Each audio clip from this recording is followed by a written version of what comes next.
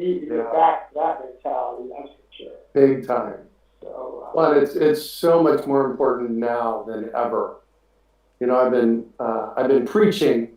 I'm a preacher of sorts, a garden preacher, and I've been preaching for at least 15 years that we have a 3-day supply of food in any urban area in grocery stores. And, you know, people kind of look at me like, oh, are you an end of the world guy? And we saw it in March. You went into most grocery stores in the United States in March, and the grocery store shelves were empty. That's what I've been talking about. That's the importance of growing your own food. hey, community, have you heard that 3-day number before from anybody? Mark, have you heard it? 3 day. I think you talked about that. I'm not too sure, but I I beat that drum pretty hard for a yes, long time. yes. Oh, Yeah, we good. only have 3. I'll sometimes get a little more optimistic and say 3 to 4 days. But in any major metropolitan area in the United States, there's less than a 4-day supply of food Yeah. in storage locations right now, in the grocery stores and in their warehouses that they have. Right. Well, and really, what I say, yes, we have 3 to 4 days of food. Really, it's 3 hours, because what happens is Today to have Greg Peterson with us and on our webinar, and we've already been chatting some. A few of you have been on here and have been listening to us. There's a bunch of people coming on now too, so we're gonna do this as an interview format today. And as you can see, Mark's got Greg's website up, and the guy that's in the picture that we just saw looks just like the guy that's on the screen here, so we know that that's legit. And Greg's going to talk about his circumstances, and then we're just going to talk about all kinds of things. And you guys, I want to encourage all of you. Put some questions in. No question is a bad question. And if you want, because we're doing this interview style, if you raise your hand in the little question box, that means you'd like to be unmuted. We might unmute you and let you ask your question to Greg live. So anyway, with that said, we've got Mark helping us out over in Bangladesh. We've got Arif helping us out in Pakistan. Greg is at his farm, and tell us where. Let's go ahead and start with that. Where out in the world are you, Greg? And tell us a little bit about your farm and your background and why you're doing what you're doing. All right. So the urban farm is my home. It's a third of an acre, and I always love it when people ask me, how many acres do you have? It's like, oh man, I wish I had acres. A third of an acre is 80 feet wide and about 160 feet deep. And on the property, I have about 80 fruit trees. We have gardens in the front and backyard. I have rainwater and gray water harvesting. So I have an outdoor shower, an outdoor kitchen in the backyard. We do all kinds of rainwater harvesting. I have solar panels on the roof. And the entire landscape is edible, or it supports edible. So I've used the concept of permaculture, which I like to call the art and science of working in the flow of nature rather than against nature. You know, we human beings think we know how to do it better than nature. And my good friend, the late Toby Hemingway, wrote Gaia's Garden. He used to say, nature always bats last. That means nature's always going to win. So it's in our best interest to look to see how we can work in the flow of nature to make things work. And so that's what I study, and I teach permaculture. You can look it up online. There's all kinds of information for it out there. This whole thing started for me when I was very young. At the age of 8 or 9, I was very interested in fish aquariums. And so as a 10, 11, 12, 13-year-old, I used to hang out at a local fish store. Now, along about the time I was 15, I was also about in the 8th grade, and I had to write a paper for my biology class, and I wrote a paper on how we were overfishing the oceans. I have no idea to this day how that came to be for me, but that's what there was for me to say, 1974. That same year, a buddy of mine who used to work at a fish store, I used to go as a 15-year-old, I used to go hang out at the fish store. And a buddy of mine used to clean, service, and build fish ponds here in Phoenix.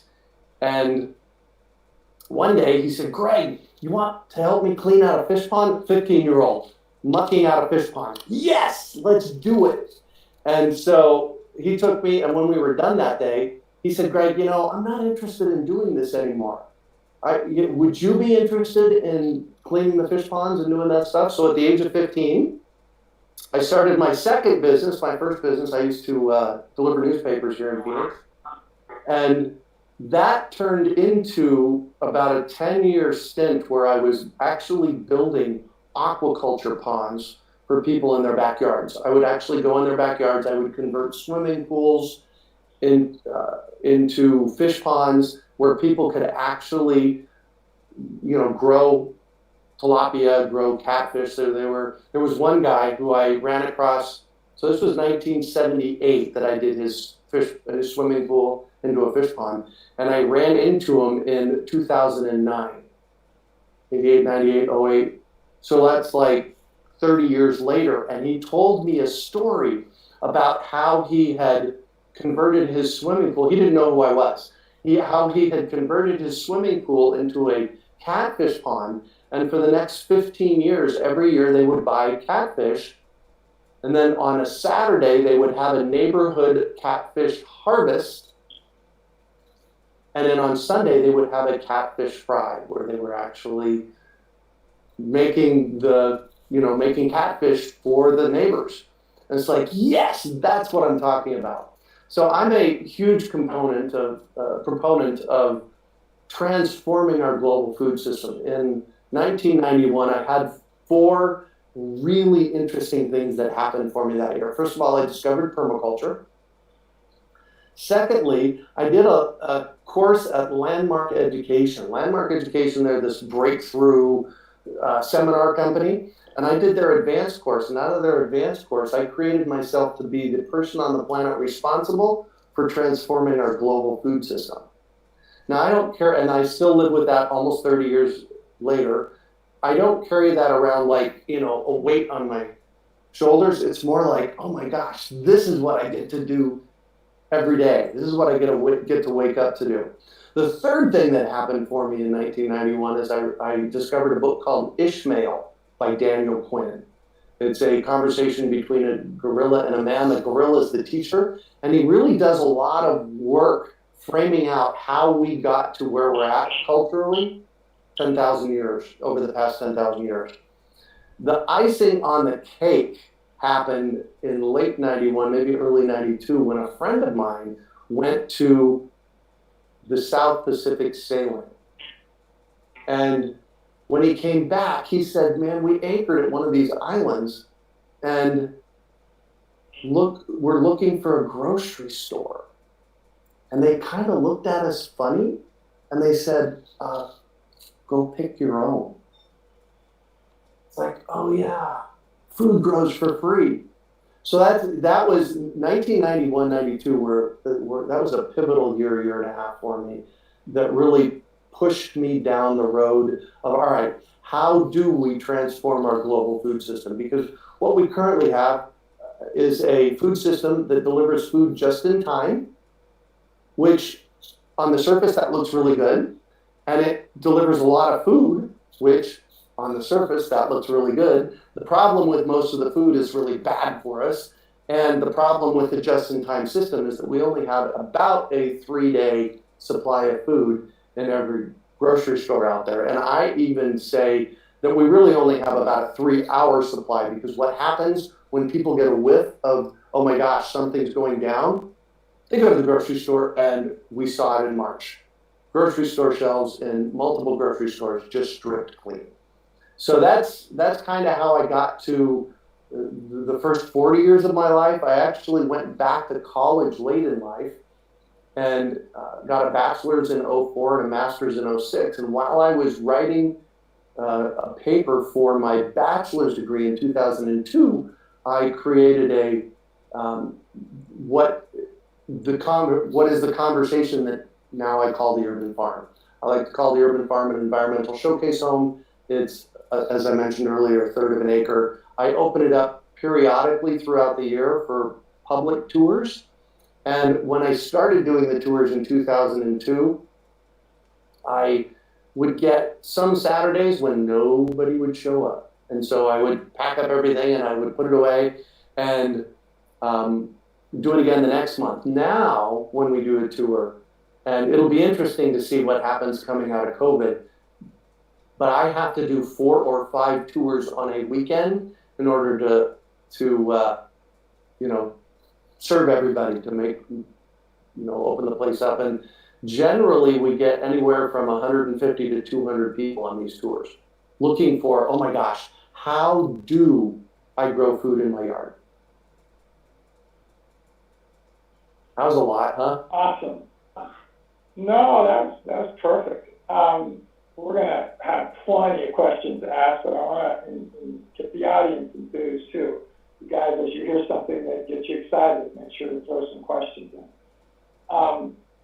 So tell me about your current urban farm, where you live, in terms of, you said about the fruit trees and such, but how did you start that? So what did time? How long have you been in the specific dwelling that you're at now with your third of an acre? Great question. So when I was young, we moved I was maybe 13, 14 years old. I moved into the Weldon house. The Weldon house is the house that I grew up in, essentially, and it had a huge backyard. And we have a very unique thing here in Phoenix. It's called flood irrigation, and it's a water right that comes with the land. So twice a month in the summer and once a month in the winter, we used to get 6 to 8 inches of water in our yard that flooded the water, flooded the yard. That's why they call it flood irrigation. And so in 1988, when I started looking for a house, one of the first things that I was on my list was, all right, how do I get flood irrigation? So in September of 1989, so that's almost 30 years ago, we moved into, actually it's 31 years ago, we moved into the urban farm here. It's a 1,800 square foot house on a third of an acre, and I started gardening then and started planting fruit trees then. So I've been here almost 31 years now. Wow. I'm going to make a guess at something. All your neighbors don't have their yards that look like yours. I bet you have a temperature gradient, especially this time of the year, even in your yard, meaning that because of all the plant growth that you put in, you might be 5 degrees Fahrenheit, maybe even more, cooler than areas in the surroundings. Even walking from the back patio out into the backyard, there's about a 5-degree difference. Now, this flood irrigation that we get is neighborhood dependent. So my entire neighborhood, for miles around me is flood irrigated. So when you drive into our neighborhood, it definitely gets cooler. And one of the things I notice about 10 or 11 o'clock at night when I walk out on the back patio, it's still, the back patio is made of concrete flooring. So it's still holding on to some of that heat. But when I walk out into the backyard, it's easy 5 to 7 degrees cooler. So how did you get your podcast started? And you've been doing it a little while. I have. A number of episodes. I have. We are on, we're approaching 600 episodes on this podcast. I actually was turned on to podcasting in 2007 when I did 80 episodes of a podcast called Freshly Green. It was a podcast on how to live a greener lifestyle. And, we did 80 episodes. They were about 15 to 20 minutes long each. And we didn't get a lot of traction there, and it kind of faded away when the market turned down. And in looking, I guess it was 2014, I started listening to John Lee Dumas, Entrepreneur on Fire. He does a daily business podcast. He's amazing. I met him in person. Inspirational, he gets 1 million listens a month on his podcast, and he has a school called Podcasters Paradise. And so I signed up. I paid $1,200 and I signed up for Podcasters Paradise and learned how to do podcasts that way, because I knew that one of the best ways to get our messages out is via the media. And although I do get a little bit of, airplay both on radio and TV and in print in Phoenix, the best way to get, global attention is to do a podcast. And so we actually launched the podcast per John Lee Dumas's Podcaster's Paradise system in November of 2015, and we did exactly what he said. And within 3 months, we were getting right around 30,000 listens a month. We were putting out 12 podcasts a month back then. Since then, we've cut it back. We do 5 or 6 a month now. And they're available on Tuesdays and sometimes on Thursdays. And we do bonus episodes on Thursdays. And basically what I do with my podcast is I find people out there all the way from literally rock stars.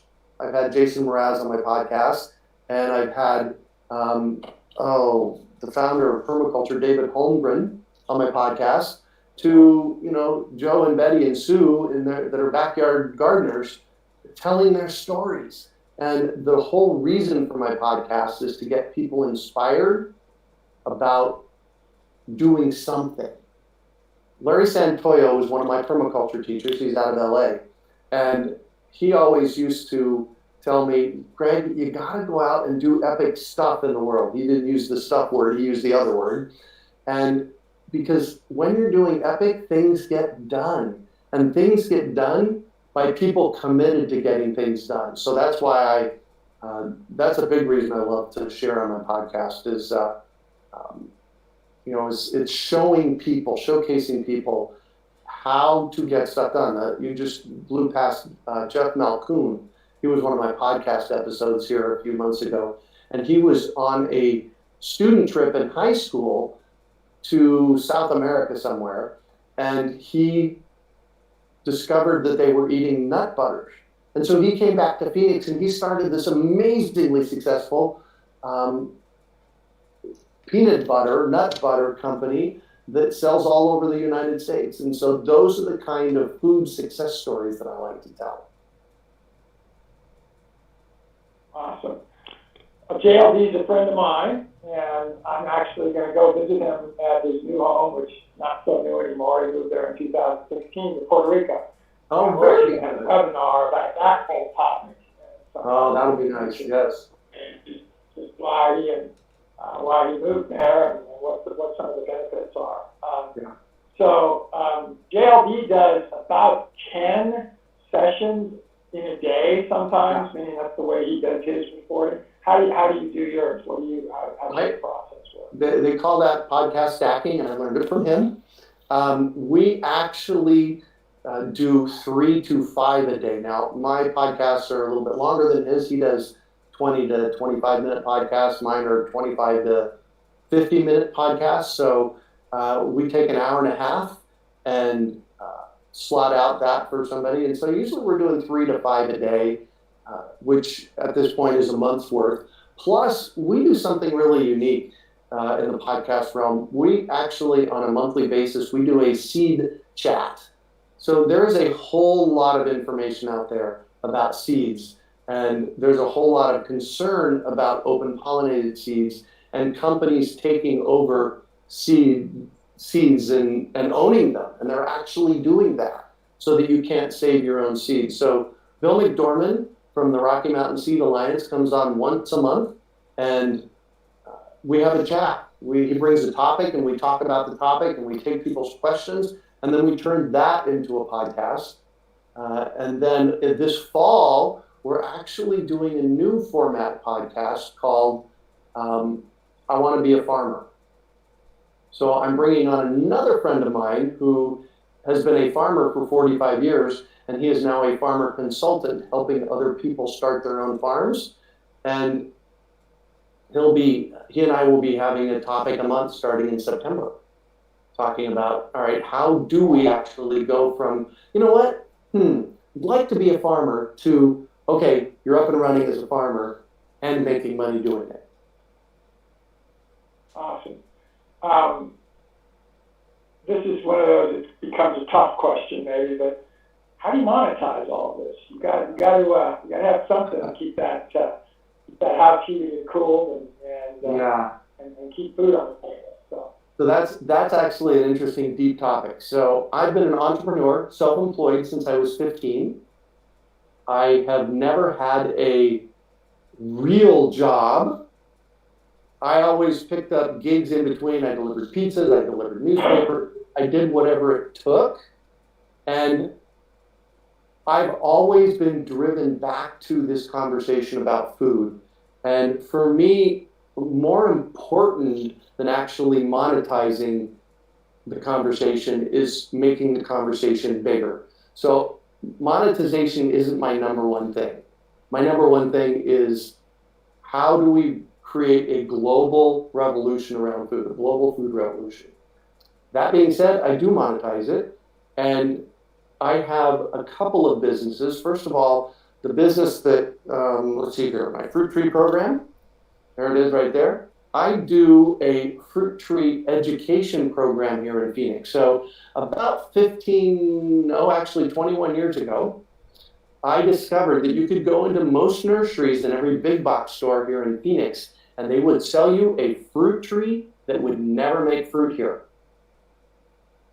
And as far as I'm concerned, that's just bogus. And here's the thing, most of them know it. They know they're selling you a tree that'll never make fruit. But when you go into one of these places and you say, I want to buy a fruit tree, I want peaches. You buy a peach tree. I did it in 1991. I went to Costco and I bought a peach tree and I planted it, and after 20 years I took it out and it never made any fruit.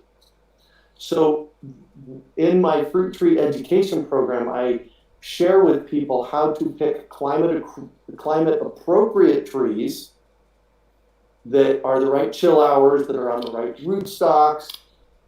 And then, so education first, and then what I do is they can buy fruit trees from me. And we sell anywhere from 3,000 to 5,000 fruit trees a year, and we've been doing that for about 15 years now. So that has been my main monetization agent. Then there's Urban Farm U, which is where the podcast lives, that we launched our first online course in 2015, where we taught, I want to be an urban farmer, I think was the name of the course. And we've done 3 to 5 course launches a year since 2015. You know, it brings in some money and not great.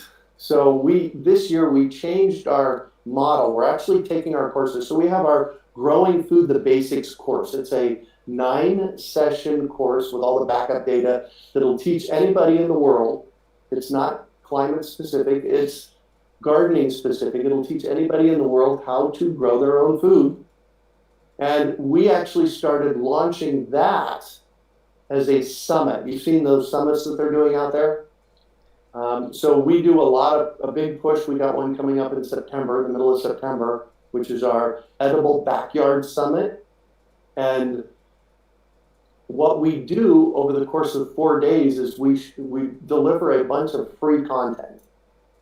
It's not the whole course, it's about a third of the course, plus a bunch of other content. And this September, we're actually talking soil. So we have 4 special guests coming in talking about different aspects of creating healthy soil on top of the coursework.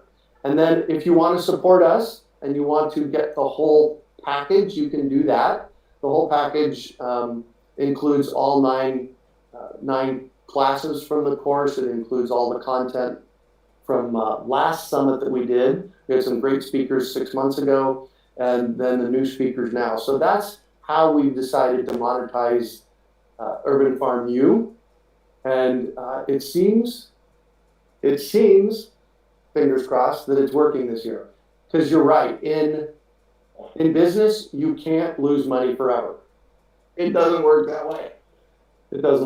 So, and you know, I learned a lesson back in 1991, 92 when I first took my first permaculture design course. And that was about profit. And any system that you set up has to have a profit. Otherwise, it goes away. So when we're looking at natural systems, if you're not getting excess output out of a natural system, eventually it dies away. And that's what we call profit. So when I look at my yard, I look at fruit trees, I look at the garden beds, and there is an amazing abundance. You've ever had a fruit tree that just produced an amazing amount of fruit on it? That is the profit I'm talking about. So I reframed back in 1992, I reframed my whole conversation around profit. And I put education first with profit at a very close second behind it. Yeah, and by the way, you probably have heard this from Mark or Reed. That's what we call economics, which is showing people how to make a little bit of money making the planet better. Absolutely. It's a chance that's clearly, interpretable. A little bit meaning a sufficient amount. Right. Not too much. So, yeah. So Alicia has done a great job, as she putting a bunch of different links into our question area, but she also has a couple of questions. Let me just ask one of them. Can what you are doing in Arizona be done in any climate zone? Absolutely. I think this is from an urban farm. Absolutely. No question about it. Now, if you're in Alaska, it's a different game. If you're in Minnesota, it's a different game. So it's different by time, by climate zones. I was going to say by time zones, but no, climate zones is different.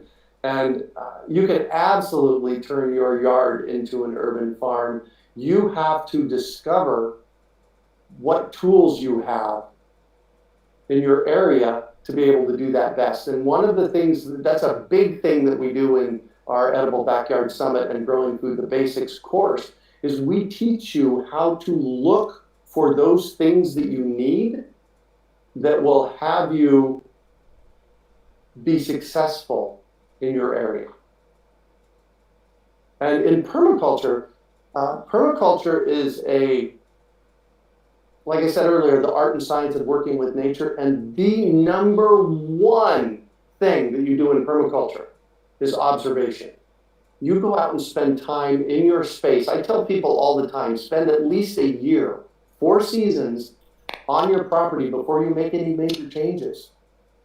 Because you don't know what you're getting into until you spend your time in your barefoot, watch where the rain comes from, and pay attention.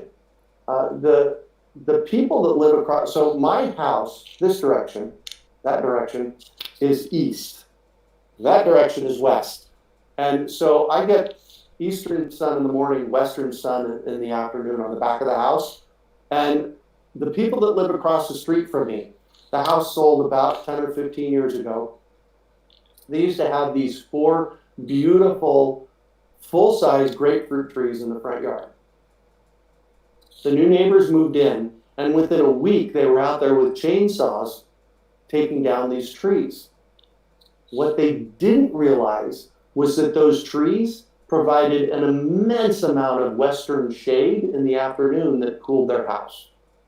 That is what we call in permaculture a class 1 error. So that's the kind of thing you want to pay attention to when you're spending a year on your property before you make any major changes. Now, I'm not talking about not putting in a garden. Put in a garden, absolutely.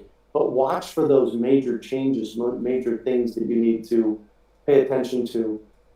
And it's, like I said, it's climate specific. It's going to be different here than it is in Alaska, than it is in Minnesota or Seattle. Or a buddy of mine a few years ago tried to garden here in Phoenix, and he moved to Seattle. And he called me one day and he said, "Greg, the most amazing things happened. I threw some zucchini seeds in the backyard, and I came back 3 months later and I had zucchinis." I said, "Yep, that's how it's different." You can't do that here. Got to plan for it a lot better. Couple things. Mark or Reed, make sure you guys put something in the answer column on where all of Alicia's comments are, just so that way they get shown to everybody else. And then Alicia asked another question, which I think I already know the answer to, but I'm going to ask it anyway. What about fertilizer and pesticides in your urban farm? Organic for 31 years, almost. I am a scientist at heart. My favorite grade school, my favorite high school, my favorite college subjects were all science. So I'm a scientist. That means that if there is something out there for me to experiment with, I will. And in almost 31 years here at the Urban Farm, I have used a herbicide here once and this was about 20 years ago when, the whole Monsanto, their product, glyphosate came out. And I have a strip that's about that wide between my driveway and a block wall. And in that strip, grass grows. So I thought to myself, I bought a teeny little bottle of glyphosate, and I thought to myself, all right, let's see. I'm going to experiment, see what happens here. And I used just a little bit of glyphosate on that crack, all the way down the driveway. Took about 30 days, and the grass was back. So for me, that experiment was a failure. The herbicide didn't work. And everything else I've done here, I've done organically. So I don't use non-organic fertilizers or pest controls or anything like that. Only organic here. And yes, it's possible. And the big thing about growing food is the single most important thing that you can do in growing healthy food in your yard is to grow healthy soil. Grow healthy soil. Growing healthy soil is going to have your plants absolutely thrive. And I had Elaine Ingham on my podcast a while back, and she believes that if you balance your soil correctly, put enough life in your soil, put enough organic matter in your soil, that you will eventually get to a place where you don't ever have to use pests or fertilizers again. I happen to believe that. And so, yeah, organic for 31 years, and I have no reason to stop. By the way, I'm just looking down. I have my camera, and I have a big screen behind it, so I can see everything really well. But at the very bottom of it, I have to look over. Elaine has been a guest of ours many times, and she's a huge, huge friend of ours, and we know that this is kind of funny. 2 questions from Kate and Alicia that came within seconds of each other. They're very similar. So I'm going to ask Kate's version, which is, I know biodiversity is important in permaculture. By the way, Kate's in New Zealand. Oh, very good. Is important in permaculture. But how and how much do you integrate its importance in the learning? So really the question of biodiversity, addressing biodiversity. That's a really good question, especially when you live in the desert. A lot of my biodiversity lives in the soil. Adding locally created compost, making my own compost. So the biodiversity, I've never had it tested, but when you pick up a handful of the soil in my yard, it's mind-blowing how good it looks and how much life is in it. As far as biodiversity of other things, I have fruit trees growing here on the property. It is in the desert, and I get a lot of blowback about, hey, why are you planting fruit trees in the desert? That doesn't make sense. Well, when you think about it, that fruit, if you order a peach, you go to the grocery store and get a peach or an apple or any of that fruit, often it comes from thousands of miles away. And the environmental impact of traveling food that far is huge. Plus, they have to pick it before it's ripe, and that makes it not so great for you. And so growing it locally by adding a more biodiverse amount of fruit trees in your yard, I have, probably 25 different varieties of fruit growing in my yard. And of that, I have like 6 peaches and a couple of apricots and like that. So I'm a big proponent of growing your own locally. And the more biodiverse we can get, the better. I'm going to actually take this question a little further, and I'm going to talk about open pollinated seeds as opposed to hybrid seeds or genetically modified seeds. The good news is home gardeners, we really don't have to worry about purchasing genetically modified seeds because the people making them, the companies making them don't, they don't want to sell a $3 packet of seeds to us. They want to sell, $1,000 or $10,000 or $1 million worth of seeds to a farmer. We have to, however, be cognizant of the genetically modified drift that happens.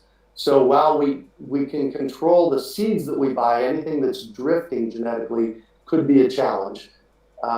So usually when people ask me about seeds and genetic diversity in seeds, first of all, genetically modified seeds aren't genetically diverse at all. They're very specific. So I just tell them, mostly we don't have to worry about it. If you're interested in genetically modified seeds and food, you should go do your research. There's plenty of content out there. Jeffrey Smith, he's a podcaster and been talking about it for 20 years. Then there's hybrid seeds. Hybrid seeds, they take watermelon A and they take watermelon B and they cross-pollinate them and come up with watermelon C, which is a seedless watermelon. And there's nothing really bad about that. It happens in nature. It's called natural selection, how things evolve in nature. And when you take a hybrid and plant a hybrid seed in your yard, which I've done, if you save the seeds from it, what starts happening is the plant itself starts to unpack into earlier versions of the plant. So if you plant a hybrid watermelon, you're not going to get a tomato. You're going to get some kind of watermelon. But I am more of a fan of open pollinated or land race or heirloom seeds. They're kind of all synonymous. Those are the ancient seeds that if you plant an Armenian cucumber in your yard and save the seeds, you're going to get an Armenian cucumber next time. So that is the only thing that I plant here at the urban farm these days is open pollinated seeds. And often I let things just go to seed and leave them in the yard. They get to, do whatever they do and come back however they come back. And so what I've created here at the urban farm is an incredibly biodiverse food forest that food comes back year after year after year without me having to plant it. And that's really where the biodiversity rules here in my yard. It's, I planted open pollinated parsley and cowpeas and beans and peas and lettuce and nasturtiums and mint and basil. And these are all things that come back year after year after year. And I'm going to clear one thing up real quickly. When I say the urban farm, some people think I've got row crops growing stuff. I do something a little different here. What I do is I plant this food forest where I have at any given moment, I can go out in the yard and I can pick 3, 5, 10, 20, 30 things to eat that's just growing in part of my yard that I planted out maybe 3, 5, 10, 15, 20, 25, or 30 years ago. And so it's a different concept. I get the question often. People say, well, what do you do with all your extra? Well, I really don't have a system here of extra. I have a system here, a natural system here of it sustains itself and it sustains me. Now, when it comes to citrus, I have about 40 citrus fruit trees here on my property. I love citrus. The nice thing about citrus, it's on the tree for about 4 to 5 months. So I have fresh citrus from the end of November till usually about the beginning of April into April, which is nice. So that's the way I know to answer the biodiversity question. That's a great answer. And again, people are thinking the same way you are. Alicia had asked about heirloom seeds, and I think you answered that. She also asked, it's a great one, how about pruning? How much pruning do you do? And before you answer that, I'm going to guess your answer might be a little bit like Mark Shepard's. Mark Shepard, who's a partner of mine, has done a number of sessions, does what he calls stun, strikingly terrific utter neglect. And he says that's the only way to farm. But I don't want to put words in your mouth. Tell me about pruning on the fruit trees. Oh, that's a great question. So I subscribe to a concept out of Dave Wilson Nursery. They're a grower in Northern California called backyard orchard culture. When you're growing an orchard, you put trees 30 feet apart and grow them big, and you can drive trucks and equipment through the rows. You can't do that in most urban areas and most yards. The trees have to stay small.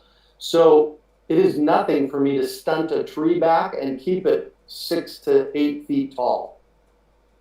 Because a 30-foot tall peach tree here in my yard, the peaches on the top half of that tree, which is a massive amount of peaches, is bird food. You know, the birds are going to get it. So if I have an 8 to 12 feet tall tree, I can harvest it from standing on the ground. I can pay attention to it. Plus, I can manage it a lot better. That's what I wanted to say.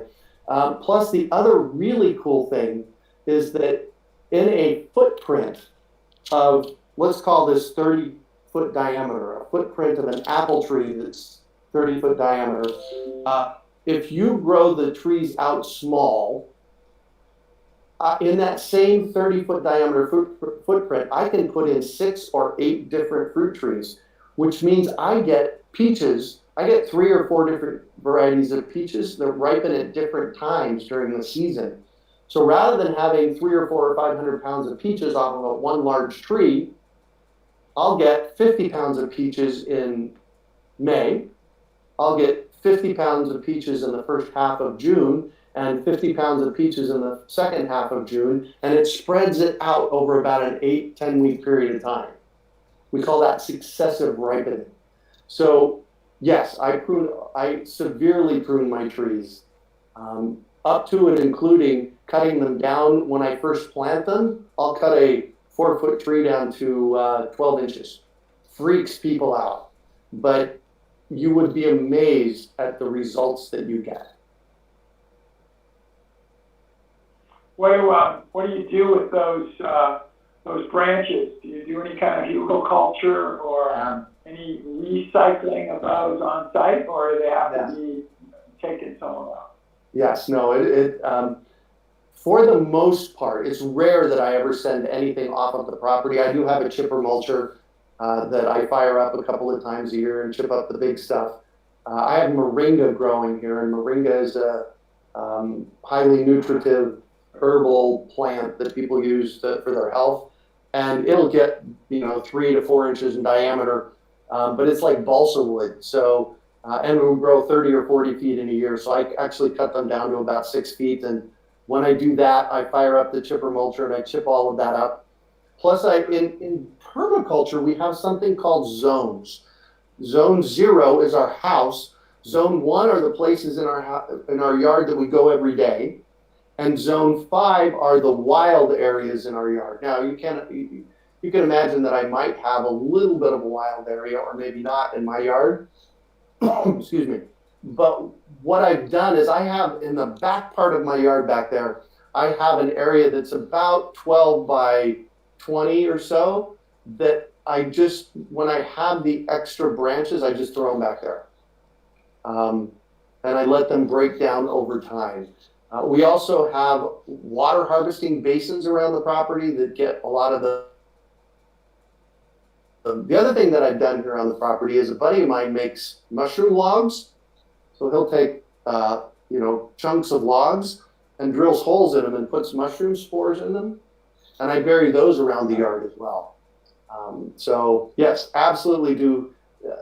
I'm going to call it non-traditional hugelculture, because I'm not actually burying the stuff. I just pile it up and let it break down eventually. And it does. Nature's like that.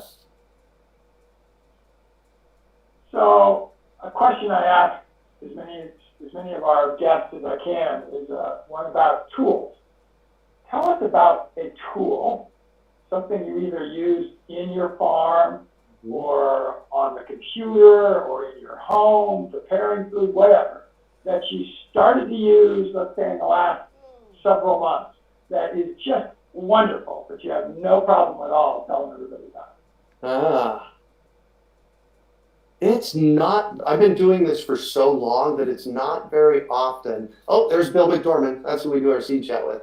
It's not very often that I find a new cool tool to use, although I'm always on the lookout.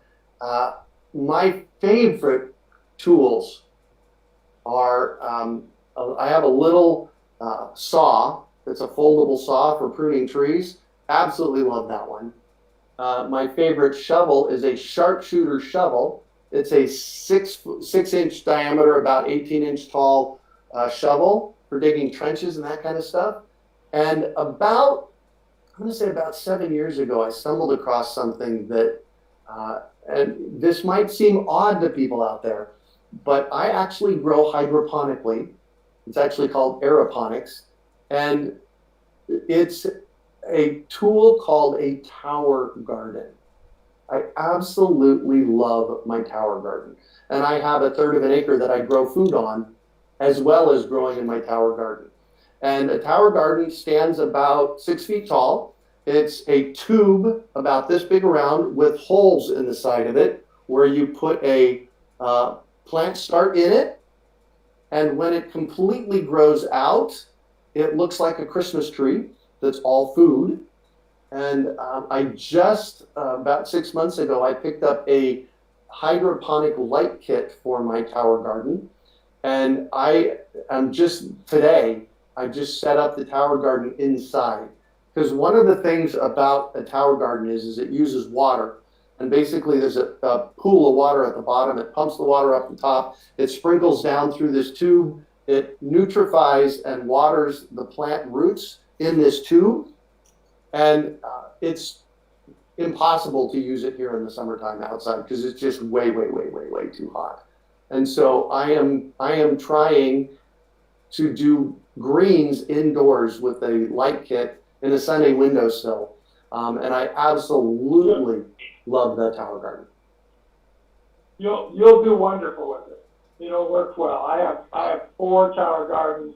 I've sold hundreds. And so I Juice Plus is the company that Yep. Tower Garden.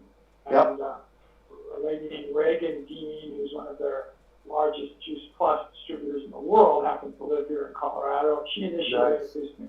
And if you look at my history at all, I'm an aquaculturist first. So we used to have 10 acres that we did different kinds of aquaponic and hydroponic work in. But do something just in a room like, Greg and I are both in our whatever rooms doing this.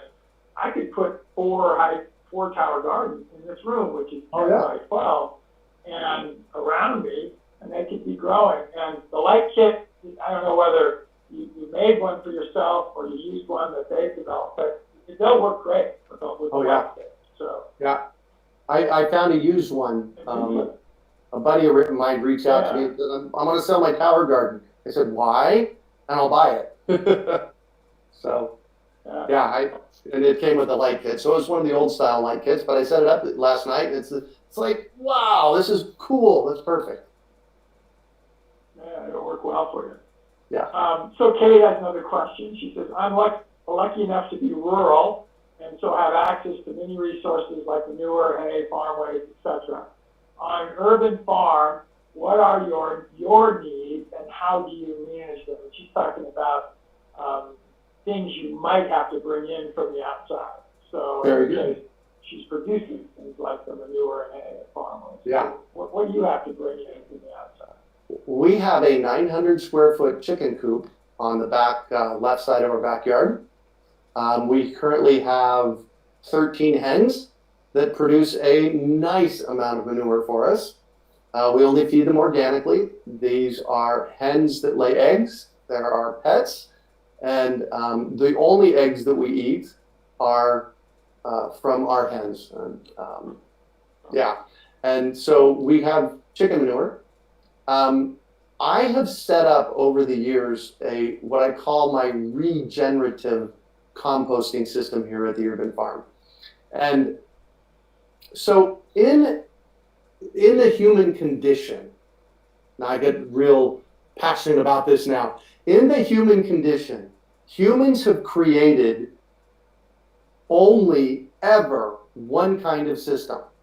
It's called a degenerative system. It breaks down over time. my phone, my computer, the chair you're sitting in, the panels in the back here. This house takes more time and money and energy over time to keep it going. So over time, it degenerates. One of the things that I discovered in permaculture was this concept of regenerative. Regenerative comes from nature. Systems do this, they regenerate themselves. So every human system, there's an end to it. And I paused purposely there because we need to be conscious of that. Every single asset, every single thing that humans have ever created breaks down and goes away over time. That is not the case with nature. If you're looking at nature and nature did a degenerative something, that system would go away, wouldn't it? Yes? And that is a major wake-up call. This came from me, from permaculture and from Daniel Quinn's writings. That was a major wake-up. So what I do here at the Urban Farm is I look to see how we can make regenerative systems, how we can put regenerative systems in place. And a human regenerative system isn't perfect. So I don't know that we'll ever be able to create truly 100% regenerative systems. Now, when you say to me, oh my gosh, what about people, having babies? That's regenerative. That is a natural system. It is not a human condition. We were regenerating human population 1 million years ago. So I look for regenerative systems that can be put in place here at the Urban Farm. Back to the composting, back to the resources. We have what I call here a regenerative composting system. We get food waste from our food that we buy at the grocery store, from our food that we harvest out of the yard, from everything that's left over in the yard. I have many trees on the property that drops their leaves, so we save the leaves. And all of those go into 4 different places here at the Urban Farm that I call my regenerative composting system. And the thing is that in my 1/3 of an acre, I did not produce, as of 3 years ago, I did not produce enough materials to be able to properly compost. And when I say compost, I'm talking thermophilic or hot composting. So about 2 years ago, I started collecting food waste, and I get 8 to 10 5-gallon buckets a week from a friend of mine that owns a restaurant. So I have incoming inputs called compost from, or food waste from the restaurant. We have 3 different neighbors that bring us their kitchen scraps. And I have trained 4 different neighbors to rake leaves and bring them to me every fall. So these things come in up the front driveway or out of our kitchen, and they go 4 different places before they ever, before they're completely broken down. Place number 1, chickens. Chickens are great diggers, they're great eaters, they eat bugs, they eat weeds, they mow our grass, and they eat food scraps from the restaurant.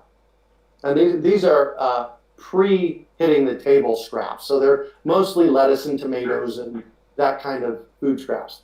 So the chickens eat and they poop, providing me nice poop for the basins around my fruit trees and for composting. Place number 2 that I put this compost is in our worm bin. I have an amazing worm bin here. It's a flow-through worm bin. I put the food waste on the top, and the worms come up and do the work, and then I put some cocoa peat on top. And by the time a season is over, usually I let it run for about a year. I empty the entire thing out and get about 50 pounds of worm castings. Worm castings are an amazing soil builder for your yard. Place number 3 that the food waste goes into is a soldier fly bin. Soldier flies are these flies. They look more like wasps. They're about 1.5 inches long, and they lay eggs and make these grubs that eat twice their weight in food waste a day. And the grubs are an excellent source of calcium and protein for our chickens. So I'm taking that food waste and I'm making black soldier fly grubs for the chickens to eat. So it's a food source for the chickens. And the fourth place that all of this stuff goes is actually into a thermophilic hot compost bin. So that's still just a straight line. Let's call it from the front of the house to the backyard. We're making compost and breaking down that food in 4 different ways. But if you look at all of those systems, they're all about making healthy soil.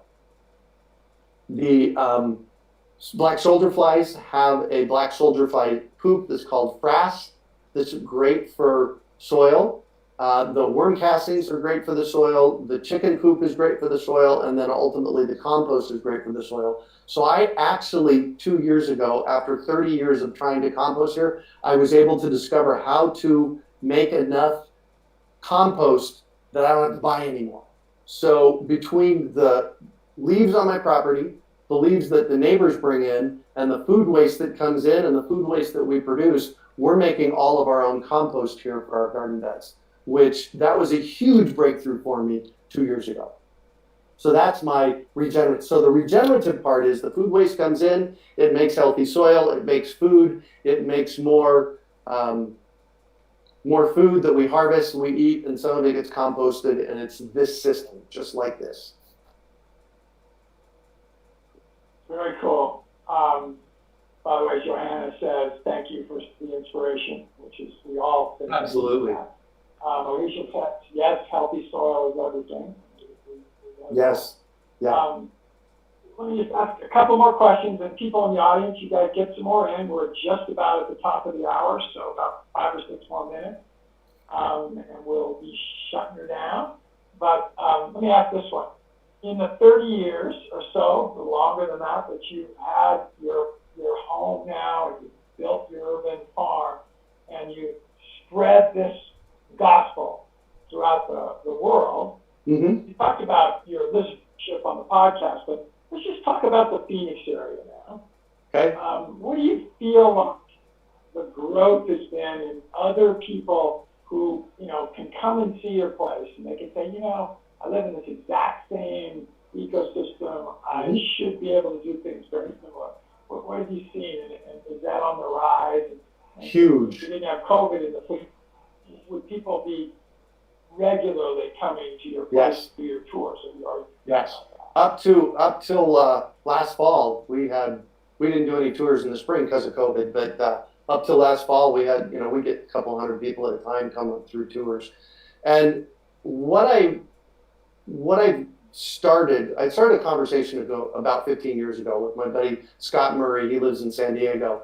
And the conversation was, what would it take to grow enough food in Phoenix to feed Phoenix? And I'm almost 60 years old. My goal between now and when I die is to create Phoenix into a food secure place, which means that we grow enough food in Phoenix to feed 4.8 million people. And so the conversation with him started 15 years ago. How many urban farms would we need?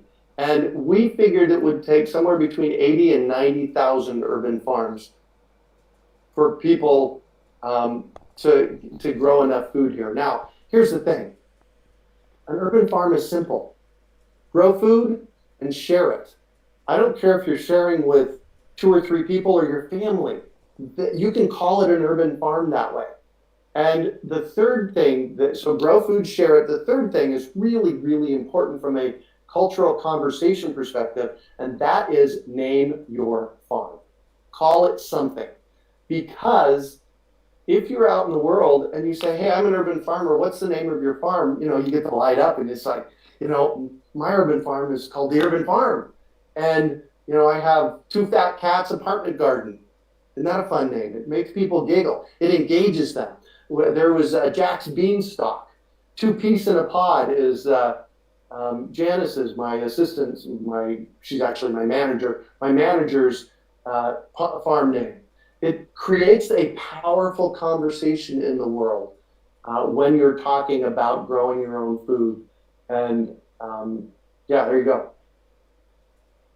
By the way, everybody, if you did the math for the 4.8 million, just approximately, that's feeding 50 people from each one of those little urban farms, which is, that's a lot. And, but I'm not going to at all challenge that could occur. Because why not? But honestly, the biggest challenge would probably be distribution, because you have to figure out, how it wouldn't be the farming side of it, which, by the way, we have plenty of food in the world today. We just don't, we try to send it 1,500 to 2,000 miles away. We don't know how to do distribution at a local level very well. Right. So that's something that we will work on. Well, it is the top of the hour. I'm going to just say one more time to the audience, you guys get some questions in. Obviously, we'll have a replay. It'll be up in a couple of days. We'd love to, I know we've got people in our community that might be good guests for you on your podcast. So I'm assuming that you don't always have all the speakers you need, because we certainly don't at what we do. And so I would assume that if those folks want to raise their hands to us, like I know Kate Radloff. Kate, don't be shy, but you should come on to his podcast sometime and talk about what you've done in New Zealand. Anybody that has a cool story about growing food, bring it on, baby. I think there'd be some really good ones. So, and then what can we do to help you? What else can the Economic Action Team do to help Greg Peterson? By the way, I said Patterson earlier. I apologize for that. That's all right. It's all good. I'm sitting looking at it right on the screen. Greg and I see each other's names in front of our webcams that we're seeing. You guys probably do too. Anyway, so what can we do to help you, Greg? Well, so one of the things that would help a lot is we have an affiliate program that we've set up at the Urban Farm, and you can email me, greg@urbanfarm.org, about the affiliate program. And basically what that means is if you have a listening audience out there and can help spread the word about our upcoming events and about the podcast, that helps a lot. Listen to the podcast, share it with your friends. They're always inspirational and always fun. I did one yesterday. Oh my gosh, I did a podcast recording with a young lady yesterday. So passionate. She started the Joy Bus Diner here in town about 10 years ago. And she's working with local farmers that donate food to her, and she makes dinners for cancer patients. And they deliver 100 to 100 people every week or so. Maybe it was a little less than that. But they're making healthy food for cancer patients and actually delivering it. And multiple times during that interview, I was in tears. It was just like, this is so amazing. And she was so modest. It's like, Greg, I'm just doing what I'm supposed to do. It's like, yes, just do what you're supposed to do. Exactly. So share this work out in the world and grow a garden, man. Yeah. All of you, grow a garden. Well, Greg, this has been awesome. Mark and Reed, thank you guys. Again, the replay will be up. All the Q&A will go on that also. Anybody that's registered for the webinar, you are now a member of EAT, so you will get that, and that'll be available for you. And Greg, this has been great. I am sure in a couple of years we're going to call back and say, hey, come on with us again. I'm in. Let's do it. Yeah. Let's do it. I think Mark and Reed have already gotten your affiliate information for us, so we'll make sure we get that out to our community.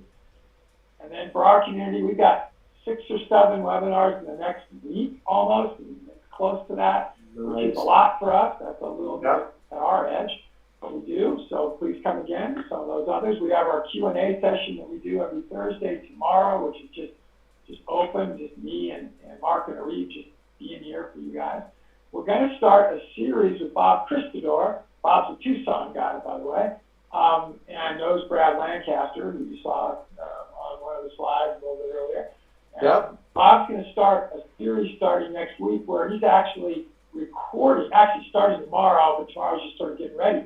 He's going to record his podcast live here, just so, we're getting a little extra audience. It's going to be very informal, so you're going to get to see behind the scenes a little bit.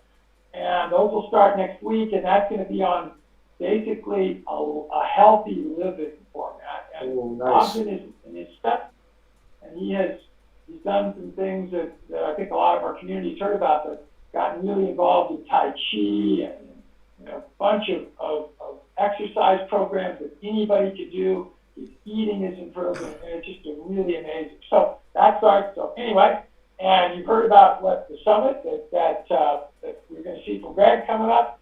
Everybody have a wonderful rest of your day. Greg, any parting thoughts?